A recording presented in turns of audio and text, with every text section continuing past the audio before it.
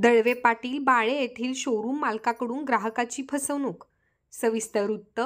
बाळे येथील दळवे पाटील शोरूममधून सोलापूर आकाशवाणी केंद्र परिसर येथील नागरिक लक्ष्मीकांत देशमुख यांनी TVS कंपनीची रिक्षा खरेदी केली होती।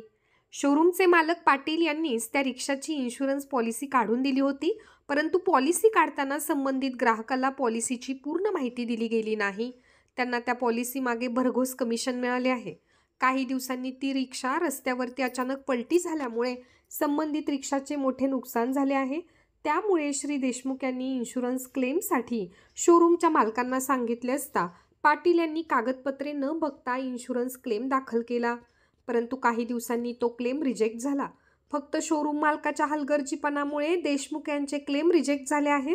त्या संपूर्ण पाने शोरूमचे मालक पाटील हे जबाबदार आहेत। रिक्षा ग्राहक श्री लक्ष्मीकांत देशमुख यांनी यासंबंधी महाराष्ट्र पोलीस टाइम्सशी संपर्क साधला आणि घडलेली सर्व हकीकत सांगितली।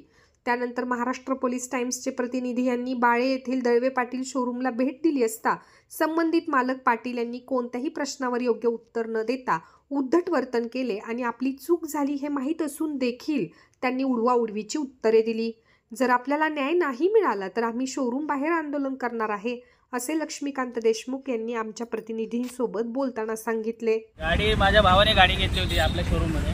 हे आता TVS शोरूम दिसतंय, याच्या आधी ॲपेचं होतं आणि हेच मालक होते गाडी घेताना। आणि गाडी घेतानाची अशी भाषा, मी सर्व्हिसला ओळखलो जातो, आज पण त्यांच्या बोलण्याला ते खरं ठरलेलं नाही। ओके, गाडी EVची गाडी घेताना 10 वेळा 5 वेळा त्या गाडीला चार्जिंगची इश्यू आला। चार्जिंगची इश्यू आपण त्याला वेळेवर सॉल्व नाही केले, राहू द्या। आज गाडी ॲक्सिडेंट झाली तर इन्शुरन्सच्या माध्यमातून क्लेम करायचा त्यांची जी भूमिका होती त्यामध्ये ते अशिक्षित ठरलेले आहेत आणि वरून त्यांची भाषा अतिशय उद्धट आहे। तुम्ही कुठल्या पद्धतीने करता करून घ्या, कायदेशीर करा, ह्या भाषा वालणारे हे पाटील TVSच्या शोरूमच्या इथल्या मालकांचं भाषा आहे। तरी ही व्हिडिओ सगळ्यांनी बघायचे आहेत आणि या शोरूमला गाडी घ्यायच्या आधी 10 वेळा विचार करायचे। गाडी घेताना इन्शुरन्स काढताना तुम्हाला काय माहिती विचारलं का त्याने? कशाला विचारताय? गाडीचं इन्शुरन्स गाडीची शोरूम पण दिलेलं आहे सगळ्या।